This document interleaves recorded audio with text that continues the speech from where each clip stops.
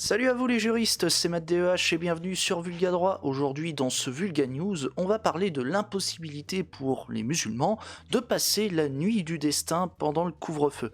Ouais, le couvre-feu, ça pète les couilles de certains musulmans qui font le ramadan, voilà, et au point de saisir le Conseil d'État. Du coup, je vous propose qu'on aborde le sujet juste après l'intro, comme d'hab.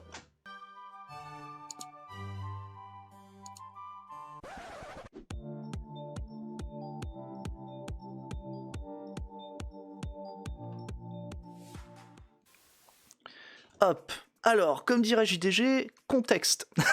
Ah, c'est de la merde, faut que j'arrête les conneries. Bon, du coup, pour le contexte, on a la Grande Mosquée de Paris et deux associations qui ont demandé au juge des référés du Conseil d'État d'autoriser l'ouverture des mosquées en France dans la nuit du 8 au 9 mai à l'occasion de la Nuit du Destin. Alors, dans son analyse, le Conseil d'État, du moins le juge des référés du Conseil d'État, observe que la situation sanitaire demeure préoccupante.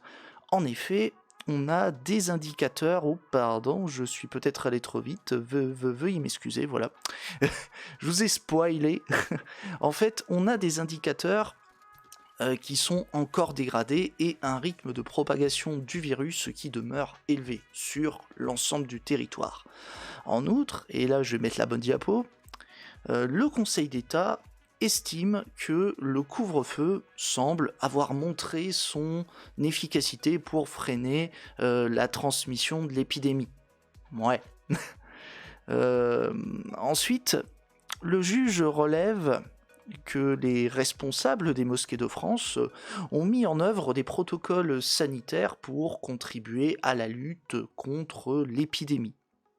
Et ces mesures permettaient de diminuer le risque lié au rassemblement dans un espace clos. Du coup, c'est en quelque sorte un bon point qui est attribué aux musulmans. Après, ça suffit pas à accorder le droit pour les musulmans d'effectuer des cérémonies pendant le couvre-feu. Et disons que le Conseil d'État rappelle que les mesures actuellement en vigueur permettent d'ores et déjà de participer collectivement aux cérémonies religieuses organisées entre 6h et 19h.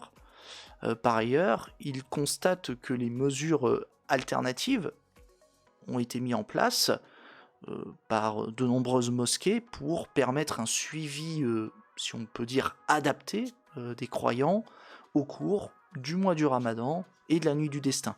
Avec, en plus, un service religieux qui était assuré par voie dématérialisée. Putain, ça c'est... T'imagines, tu fais ton... tu suis les cérémonies en Zoom, en Skype. Franchement, j'allais dire l'église se modernise. Oh le lapsus. Enfin, je voulais dire la religion se modernise. Voilà. Bon, petit aparté. Enfin, le Conseil d'État observe, et là c'est important, qu'une suspension temporaire du confinement, ou voire même du couvre-feu, pour une partie seulement de la population, ça suppose que les pouvoirs publics soient en mesure de s'assurer que les personnes qui se prévalent de la dérogation se rendent ou reviennent effectivement d'un lieu de culte, enfin d'un lieu de culte. En gros, il faut que l'administration soit en mesure de vérifier qu'il n'y ait pas des grugeurs, si vous préférez, ni plus ni moins. Le but, c'est qu'il n'y ait pas des personnes qui trichent pendant le couvre-feu. Et il faut que l'administration soit en mesure de vérifier ça. Et si c'est compliqué à mettre en place, je sens qu'il n'y aura pas une suspension du couvre-feu.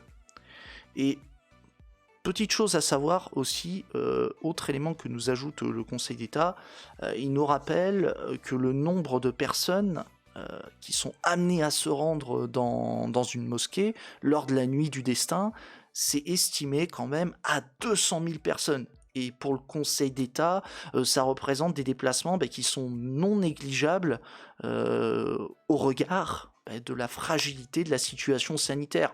Grosso modo, il y a du peuple et malheureusement la situation sanitaire chez la merde. Donc du coup, le fait qu'il y ait du peuple et le fait que la situation sanitaire chez la merde, ça va pas très bien ensemble. Et dans ces conditions, le Conseil d'État, il refuse de suspendre le couvre-feu pour les musulmans. Voilà, si vous devez retenir une chose de cette affaire, c'est le refus de la part du Conseil d'État de suspendre le couvre-feu au profit des musulmans.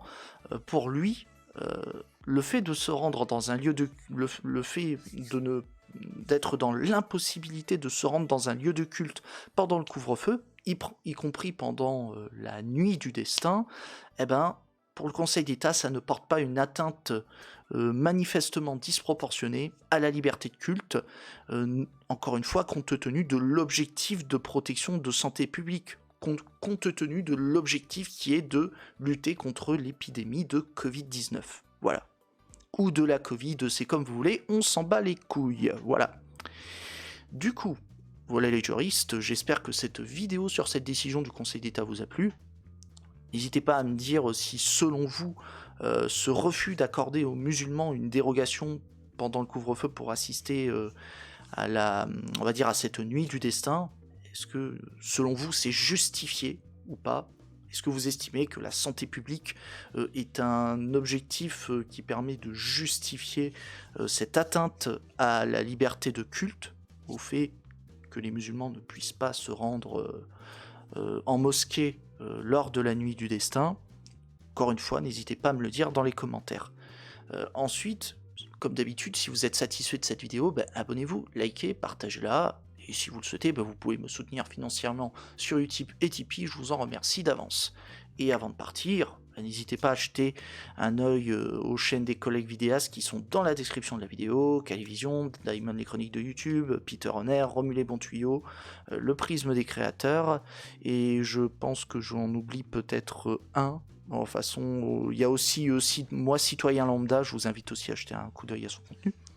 Et n'oubliez pas que vous pouvez aussi retrouver dans les sources le communiqué de presse de la décision du Conseil d'État.